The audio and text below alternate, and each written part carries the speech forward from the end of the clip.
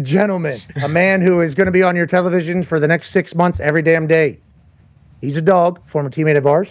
Ladies and gentlemen, the quarterback guru for all of sports entertainment, Dan Orlovsky. Yeah, Dano, what up? Oh, loose tie. We're in a car. We're so cool. Yeah, how are you doing, brother? I'm good, man. Great start for the NFL. Stars showing up. A.J. Brown and Devontae Smith, I guess not much, but every other star that you know played big last night. Shoddy didn't make any dumb decisions. Sirianni soon to be super locked in. Jalen Hurts played out of his mind, as did Dak Prescott. For you, perfect start to the NFL season, and what is something we should think about? Yeah, I think the big takeaways if you're Philadelphia is one, Jalen was perfect. I mean, you play as perfect a game as you can given what's asked of you. I think he had 4 incompletions. 3 of them are drops, and then one's a throwaway. So, 19 and 19 is pretty sensational.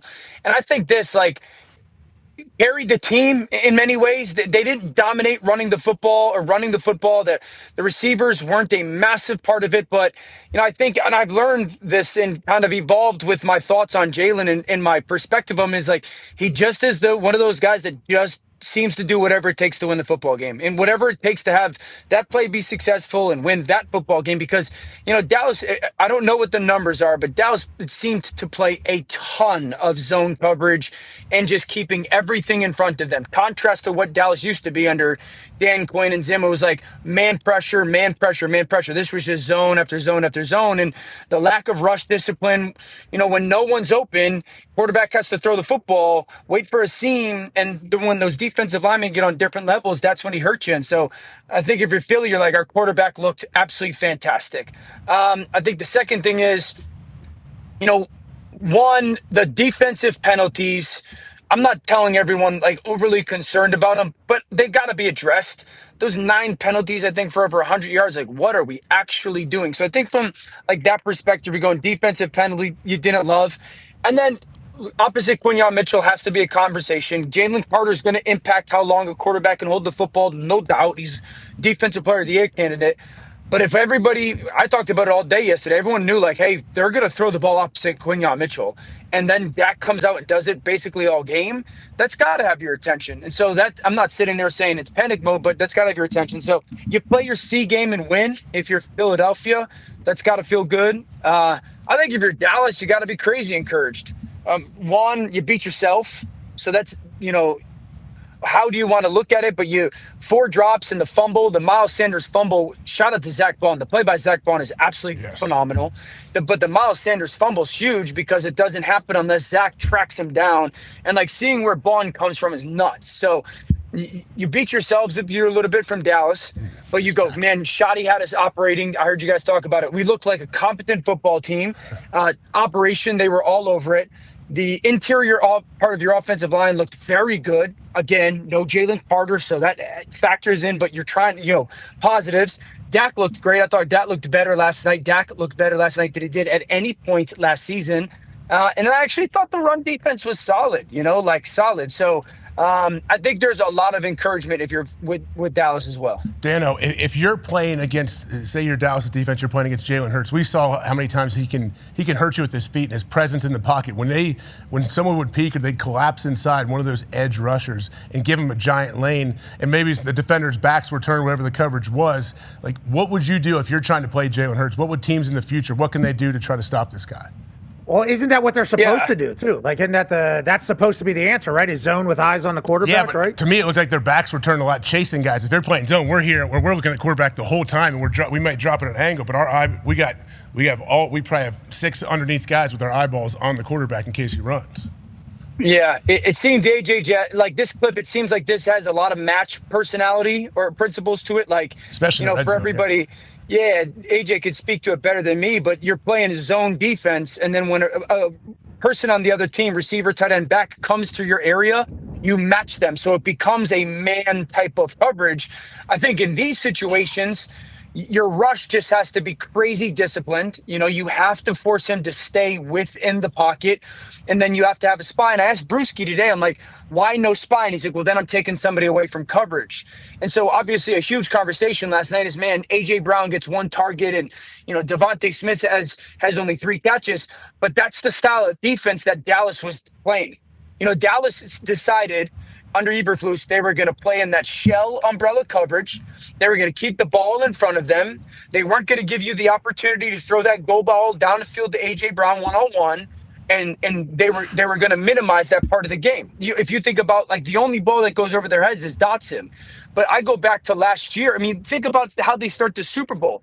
Kansas City just lined up and played man coverage, and it was like shot down the field, shot down the field. So that's the beast that you're playing against. And so I think a lot of the conversation around the wide receivers is unwarranted given how the defense played. I thought the quarterback did what he was supposed to do on those plays given what the defense did. I don't know if there's a perfect way to play him, AJ. You know, like, you got to have really good rush discipline, I would imagine. Obviously, incredibly sticky coverage. And then you got to be great when it comes to pursuit of him. So he played high level football decision making wise last night. And doesn't everybody just assume that he's only going to get better and better because his work ethic is absurd? That's all everybody says. His work ethic is insane. He's obviously, his dad was a coach. So, like, the way he views every single day, he's just trying to get better and better and better. And there's obviously a lot of people on the internet that don't want to give him a lot of credit because he's wildly handsome, very cool, and incredibly successful. And he'll wear a Kangol hat backwards every once in a while. So there's a lot of things he does, I think, that people just go, this guy can't be this perfect. But when it comes to being an NFL quarterback, he seems to be perfect for Nick Sirianni and this Philadelphia Eagles offense. And watching him last night was sweet because he clearly looked better than he's looked ever. And the same thing with Dak. Now, a couple of things to kind of hit about last night before we move to another game with Dan Orlovsky. It was said by Tirico last night about the K-balls. Like, you saw Jake Elliott hit like a 56-yarder or 58-yarder, and that thing hit like 3/4 up the net. Brandon Aubrey obviously has a massive leg. Teams are now allowed to bring their own K-balls to the game. Okay, so it used to be a rule where teams could bring their own K-balls, and then it got a little ridiculous. Kickers started putting them in like washers and dryers, and these things became like rugby balls. And then all of a sudden, one of those accidentally got put into the field of play. A quarterback had to throw it. I think it was Brett. I'm not 100% sure, but it was a notable quarterback in a notable situation. A K-ball got onto the field. It was so big, so slick, threw a pick. So then they cracked down on K-balls. Then it was brand new footballs were what everybody was kicking. Straight out of the box, straight onto the tee. That's what you're going to kick. All the kickers and punters and special teams coach were like, this is bullshit. This is not good.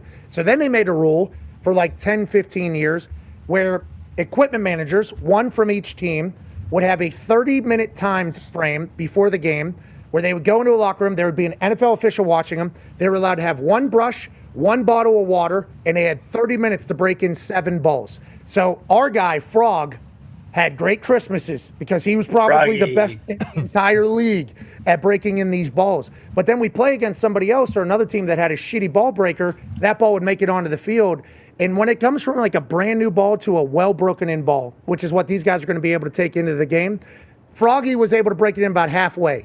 Okay, so like from brand new ball to what Froggy was able to do, probably like 7-8 yards.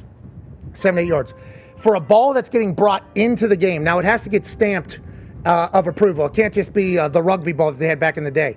But they're allowed to bring their practice balls, and if they pass the test that the refs are giving, I think it's a 10 to 15 yard swing for kicking and for punting. Wow. I think this is a big deal. I think this is very, very good for the brand, and I think you're going to see some long kicks this year. Huge punts as well. This also affects the punt game massively. Hang times are going to be absurd. Confidence is going to be at a different level as well. Because me as a punter, whenever I catch a ball and it feels like an absolute, like this ball wants to be murdered, you know, it feels like it's broken in, you're just going to hit it like mentally so much harder. So I think this year with that rule change, it's going to affect things. And I think you're going to see a great year from the kickers. Now, kickoffs too, Pat? Will that affect kickoffs too? Will it be harder for guys to field those balls, or will they not use them for kickoffs? No, they'll still use those balls for kickoffs, and it might be slick for returners. Yeah, I didn't even think about like the punt returners having to kind of deal with it. It's not about the slickness. It's just about how broken in it is. It's not really like a new ball has like ridges, like where it's sewn together. It's like there's like the ridges rise up a little bit. That's why you're right. Those guys that break the balls in, like you said, Frog, like they are invaluable. If you find a good one, they get whatever they need. Buddy, yeah. Well, Vinny kind of told me the game. Vinny's the one, Adam Vinatieri is the one that kind of gave me the whole story about what it used to be. We used to be able to use whatever balls we wanted, brother. It was awesome. Then somebody, abuse leads to restriction. Pat, can I ask you a question on? Go ahead. Can I ask you a question about the return stuff? I didn't know about it until we met with you could put 3 returners back now. That's they're trying to continue to evolve the kickoff that teams are now. It's legal to have 3 returners back this season. You think anybody does that this weekend? If so? Definitely. And also, I think you're going to see a lot of creative kicks from the kickers trying to land it in the landing zone. The 35-yard line is insane to just sacrifice with a touchback. I think last night you saw a lot of different tries of kicks and styles of kicks. You saw some mishandling. The one guy back for Dallas was interesting, but obviously it's Turpin. You're going to want him to get the ball regardless. So I think you're going to see a lot of creative shit this year because that's what they're looking for right there. And if that was to skirt through the end zone there after landing in the landing zone and then go through the end zone, that touchback comes at a 20, which is old school, which is what that's a 15-yard advantage. That's a 1st down and a half advantage if you can get a kicker that can hit a nasty squib that can go. Now, granted, if you hit a squib, there's a chance it lands early, then it goes to the 40. So there's a lot of I think they are making it better. All right, let's pivot away from last night's game and kicking and punting. Just know it's going to be a great year for the brand. For it. Jake Elliott hit that ball almost over the net from 58. It was I love what we're seeing here. And I got a lot of texts from a lot of people around the league. They're like, brother, this is awesome. This is, even the snappers, knowing the ball that they're going to snap, because the newer ball is actually more slick because there's a film on it than the ones that are a little broken in. Nonetheless, let's move forward to the rest of the NFL. Go ahead, Ty Schmidt, about Dan Orlovsky complimenting folks. Yeah, Dan, on your, Schrager's prediction special yesterday, you mentioned that you think Jordan Love is going to win the MVP this year.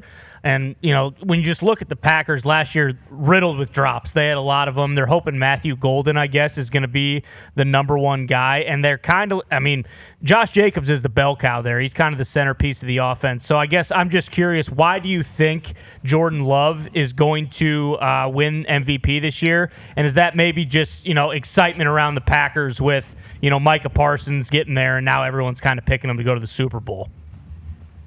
No, I think one, it's, the health has got to be a huge part of Jordan. So that's a given thing. But I think I would go to the depth that they have. And I had someone say that Matthew Golden was like a Steve Smith type of a wide receiver. So I'm going, okay, if your perspective of him is he's got a similar playing style, I love that. I still think Reed is a really good player to me. I just think they've got 5 really good wide receivers. I think they got 2 really good tight ends. I think their offensive line is going to continue to be one of the better offensive lines. So all the things that a quarterback needs to have to play well, supporting cast he has. LaFleur's play calling and scheme is fantastic. And I think the addition of Micah will make LaFleur even more aggressive throwing the football. My perspective of it is this, Ty, they didn't throw it a ton last year. I think they were bottom 5 or bottom 7 in the NFL when it came to, throwing the football usage wise, but they're top 5 or top 6 when it comes to execution wise or efficiency wise. So I'm going, okay, you didn't do it a ton last year. Again, injury. I think you'll do it more because the effectiveness of it. And then I just believe Mike is a game wrecker. And so if I'm the offensive coach and I have a guy that I know can wreck the football game and being added to a defense that's good, I'm going, well, let's get more aggressive on offense. Because the one thing I want to do is get that guy to be a pass rusher. And the one thing I even have more comfort of doing then is if Jordan is overly aggressive, and sometimes he can be with the football, and we turn the ball over, dude, we just gave up 2 first-round picks. Go get it back. So I just think it transfers the whole thought process of how they want to play football offensively. And it's let's be ultra aggressive on offense. We've got the people, we've got the protection, we've got the quarterback who can do it, we got the play caller who can. And if something bad happens, we just got a game wrecker added to a defense that became a top 10 defense last year. Go get the ball back for us, because dude, if we give you a 2-score lead in the second half, it should be blouses. And so I just think I like that you're saying that, because you probably have some inside sources there telling you that that's what they're thinking. But let me tell you what I'm thinking. And Ty, you tell me if I'm right or wrong as an owner of the Green Bay Packers. Okay. They got Josh Jacobs there still? Mm-hmm. Yep. I think you get Micah. We're just trying to get a lead, right? Aren't we just trying to get a lead however we can get it? And then you let Micah hunt. That's kind of like the old Indianapolis Colts. The fact that they have Josh Jacobs as a luxury, basically, with all the other weapons that you're talking about, I like the Packers a lot. It's all on Jordan Love, though, isn't it? It's all on Jordan Love. Is he a guy? Yep. You think he's a guy? Obviously. I do. I do. I think he's supremely talented.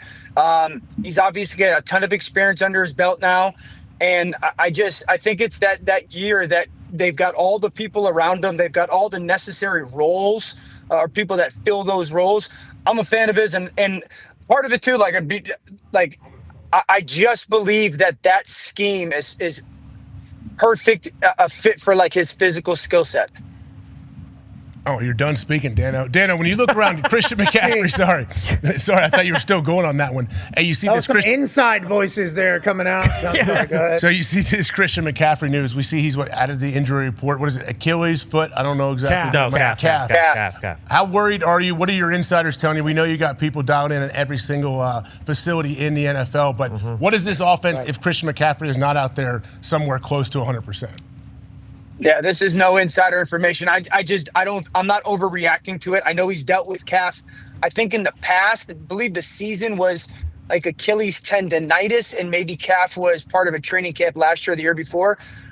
I'm hoping it's not kind of a long-term thing and it's just precaution. I will say this. His impact on Brock Purdy's performance is substantial. There's probably not a back in the NFL that has the amount of impact on the quarterback's ability to play as much as McCaffrey does on Purdy. When McCaffrey's on the field, Purdy's one of the best quarterbacks in football. When McCaffrey's off the field, he's not as successful. And so I just think for the 49ers and an organization that's dealt with a lot of injuries here in the last 2 or 3 years, I'm hoping it's cautious and them just being extra careful with it, because Brock becomes one of the best quarterbacks in football when McCaffrey's on the field, and it's just a harder road for him when he's not. Them doing this, put him on the injury report thing after all the fantasy football drafts for a second straight year. Yeah. Woo. I mean, they're not trying to win anybody over. You know, it's like they're not trying to win anybody over. As somebody who may or may not have Christian McCaffrey, just because if Christian McCaffrey's in the lineup, I think they're going to have success. Like, that is what it is. If Christian's playing, I believe in the San Francisco 49ers. I like their defense. I love Brock Purdy, love Shanahan, love everything about it. But if you don't have a great running back in that particular offense, I don't think you're going to be as good. I think that was proven last year. Now, is it Brock Purdy that needs to step up? Maybe, but I don't like this coming out like this. I don't like this at all. And I think our message to CMC is, brother, we hope to God you're playing football this year. Yeah. We missed them last year. We missed them greatly, and I know there's going to be a lot of people like that. Now, Brock Purdy, I think he has a huge bounce-back year if this guy is playing. I think he'll get the respect that he is warranted, and obviously he's getting the paycheck that he has earned in this entire thing. There's other quarterbacks that a lot of people have high hopes for. Go ahead, Tone. Yeah, Dan, we are blessed. Sunday Night Football, we get the two guys who you wanted to split the MVP last year in Josh Allen and Lamar Jackson. It's going to be an incredible game. Obviously that, but like big picture, Lamar and Josh, do one of them have to win the Super Bowl this year? Like, which one of those two has more pressure on it, or is it just insane pressure on both of them? No, it's Lamar. I don't think there's a organization or a team that has more pressure on them than Baltimore. Mm-hmm. It's okay for us to say that. That's not being a hater. You picked them to win the Super Bowl. You picked them to win the Super Bowl, by the way. So did I. I did, and like, here's the thing. Little bit of a hater. I've had the yeah, you sounded like a hater.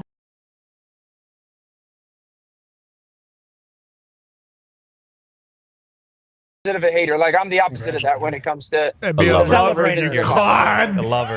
Lover. All right, this is what I'm saying. Okay. I've had the privilege of sitting with Lamar. Lamar's cool to talk to. Lamar does not run from the fact that, like, he has to win a Super Bowl. He has said that multiple times. He doesn't run from it.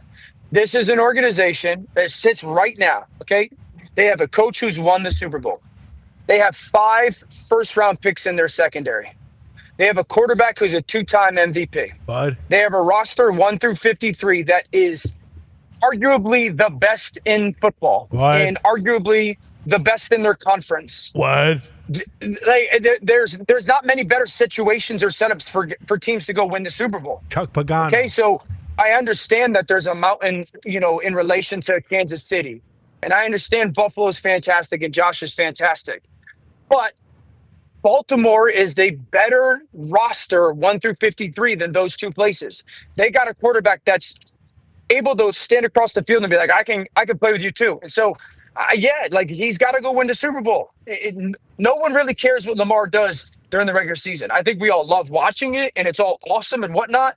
But if Lamar has another 4,000 yards and 40 touchdown season, it's not going to be like we're going to change our perspective on him. No one's going to. Lamar's got to go win the Super Bowl.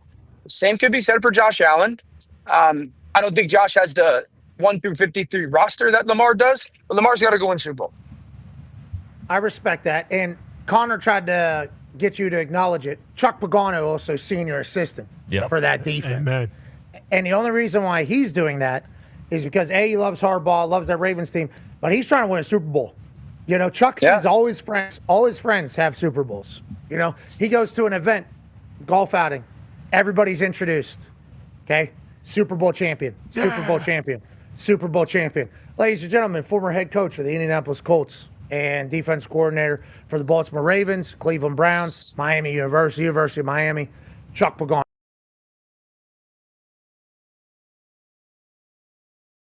I mean, look, I'm assuming they're cheering loud for the Super Bowl rings, but they're not cheering the same for old Italian of the year 2024, Chuck Pagano. I forgot he was the most Italian too. You can add that into the entirety of it all. But yes, I think he strictly looking for Super Bowl ring, but I only wanted to do it in a culture that he loved, you know. And it's like Baltimore's a great place for him to go to. And he talks about Hamilton over there on that side of the defense like he is one of one. Lamar, one of one. Derrick Henry, obviously, I think he was ranked top 10 on the players' top 100 list. And whatever year this is for him, running backs aren't supposed to be this great, this long. Their offensive line is good. I hope Baltimore does it just strictly because that city is going to be outrageous if they win. Think of Butter and think of Jimmy's Famous Seafood if the Baltimore Ravens go on and run. I don't know if either of them survive if the Baltimore Ravens win a Super Bowl, but I'm pulling for them. Now, the Buffalo Bills have paid everybody. So you say like 1 through 53, it's not good of a roster. It's like they've gone all in, though. I mean, they've literally paid everybody. So there's a lot of pressure up there in Buffalo, I think, as well. Not to undercut your take, but I think that is very, very true. Now let's go to a team that has a lot of pressure on it and a guy that has a lot of pressure on it, but doesn't get really talked about because it's Los Angeles. Justin Herbert tonight, obviously, big game. Same with Patrick Mahomes. Go ahead, Con Man. Yeah, Dano, what do you think about tonight's game? The game in Brazil last year, we all remember the field was a massive question mark, and also wearing green was a massive question mark, and now the Chiefs and Chargers are down there. Thinking about the Chiefs here, just being a former New England Patriots, dynasty, watching that my whole entire life, feels like every time Brady lost the Super Bowl, they came back to next year and either went to the AFC Championship or won the Super Bowl. How does the Chargers hang around with the Chiefs tonight and going forward? Mekhi Becton, I believe, is now questionable with an illness for tonight. That was an update this hour. How do you see tonight going, and why is it not Chiefs -3? Because it feels really obvious. Yeah, I think tonight's going to be a great football game. The Chargers played last year against the Chiefs. They lost, I think, 17-10 and 19-17. So 2 tight games. I think the Chiefs win tonight. I do. What I'm looking for. Yeah, is that right? That's crazy. Amazing. Yeah, that's awesome. We think so too. Good. I didn't Starting want to hear offensive line. You got to go back. You're in Start wherever over. the hell you are. There's no service all the way back to the beginning. Yeah. Now you look like a finger painting, but we probably still hear you. You want me to go again, or do you want just Dan to go again, Pat? Well, We're gonna it sounds reconnect. Like Dan, yeah, Dan's not able to. Drive him to a tunnel. Funny you say that. It's guy. Dan no go whenever you talk about Dan Orlovsky. But everything you pointed out there about that Chargers team, we were in that building. I love their culture. Love it. I love their building. I love Coach Harbaugh. I love Justin Herbert. I love Derwin James. Is Khalil still over there? Yeah. He is. Yeah. Talk about not knowing a D lineman. I guess he's outside linebacker. I don't know. It was just kind of a joke. This morning I was really trying to go through who's on that team, but with Bosa, aside from Bosa and Mack, I wasn't sure. And then I remember Keenan Allen is back too as well. But I mean, it's not as many. It's not as many players that you're thinking of notable names personally. It's almost Ask like your question again from the top. From the top. Dan, Dan is back. Dan, good to see you. Always a pleasure. That's not true, but whatever. So Chargers, Chiefs tonight in Brazil. Last year, field sucked. This year, hopefully not the deal. Remember, I made the green color joke about not wearing it down there. What's the deal with the game tonight? Do you see the Chiefs blowing them out? Joey Bosa plays for the Bills. I think it's a good football game tonight. I think the Chargers, if you go back to last year, like lost 19-17 to the Chiefs and I think 17-10. The concerns tonight with no 40% of the offensive line, with Slater being out. So that gives me some reservations. There's a really good defense for the Chargers. They keep the ball in front of them. That's kind of Jesse Minter, who's their defensive coordinator. That's their MO. They're going to force Kansas City to, be patient, try to throw the ball ahead. So I expect, the Chargers to play a good physical style of football. Trey Harris, a name to pay attention to tonight. He's their, I think, second-round wide receiver out of Ole Miss. Ladd McConkey was the guy last year. They need someone outside of Ladd to really step forward. They go back and get Keenan Allen. How much can he kind of make an impact is he the number 2 for them? He's the number 3 for them. So I think Trey Harris can he really become that second wide receiver for them? So they got to protect, no doubt. I think Kansas City's a little bit more intriguing to me because one, I do believe the Chiefs offense needs to change a little bit. I think we've heard all offseason, and rightfully so, we want the deep ball back. There's 2 ways to do the deep ball in football. One, I got a person I could just line up there and throw it to him deep. That's A.J. Brown. The Chiefs do not have that. Or 2, you have to be able to run play action and stretch the defense vertically. You got to have speed to do that. You got to have time to do that.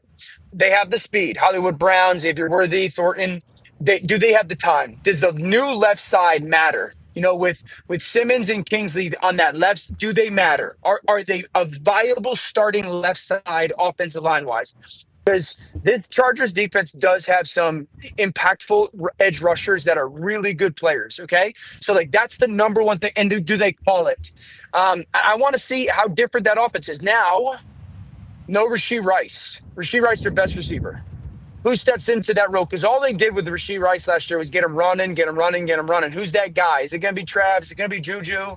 So I'm a little bit more intrigued to see what that Chiefs offense looks like coming off of that obviously Super Bowl disaster. Do you think the Super Bowl disaster wakes them up, though? Chiefs have been very difficult to bet with for a large part of a lot of regular season football games. You're looking at a guy that has lost maybe hundreds of thousands of dollars betting on the Kansas City Chiefs during the regular season over the last 3-4 years. Are you serious? Yeah. I don't know. I just did some quick math in my head, and I remember a couple big days kind of disappearing from my account and just thinking to myself, the Chiefs are still the Chiefs. But I wish the Chiefs would be a little bit more of the Chiefs, okay? So that is kind of my thing. The Chiefs always, they feel like You're the one guy. of a kind, man. I stopped gambling last year, just gave out picks. But Don't then I watch bet a Taylor. couple times. Bet on the Chiefs a couple times, and I lost. It's just, I believe in I believe in greatness. I have always have since I'm a little boy. Getting a chance to meet Randy Moss on Monday was so cool, like in person, having a chance to chat with him, because that's like greatness. Like everything I've heard about him, I loved that. Coach Prime, same thing. You're talking about I enjoy GOATs. What they did to get there, how much sacrifice, how much commitment. You don't just fall to the top of the mountain. And I think a lot of people think that whenever they get to the top, they're getting a lot of attention and they start hating them. I respect that. You can hate whoever you want to hate. And people throw rocks at things that shine. Shout out to Travis Kelce's fiance for that entire thing. But those two and that entire crew have worked their asses off to get to that point. So I respect the grind to become the great. And every time I see them, I'm like, yeah, they're going to beat the shit out of this team. 3.5, no problem. It's Kansas City Chiefs. And then every regular season game, it feels like they are just 1 point better than the other team, or just however we got to get a win to steal this thing. Do you think that Super Bowl wakes them up and maybe makes them a more dominating type team? Or do you think it's going to be the same shit with this Kansas City Chiefs team as somebody who might dabble in a little bit of the Chiefs is still the Chiefs bet this evening on ESPN bet? Oh, yeah. Sure. And Mahomes' September record, Pat. That gets brought up every time this time of year comes around. He's undefeated or he's lost one game in September. It's expensive is what it is. So what I'm saying to you is a Super Bowl loss going to be something that maybe turns this team into a different mentality whenever you week in, week out, is what I'm asking you. And I need an actual answer. Yeah. Thank you. I do not believe so. I don't think you go to 3, having a mindset that might need a tweak. I think for me, Pat, it's more the scheme and the people that would take them to a different level than they were able to play offensively last year. Defensively, they were still a pretty solid group. So it's like, I don't think that Super Bowl loss is going to make, Patrick hungrier or Travis hungrier or, get some of the other. I think that this is a very hungry group.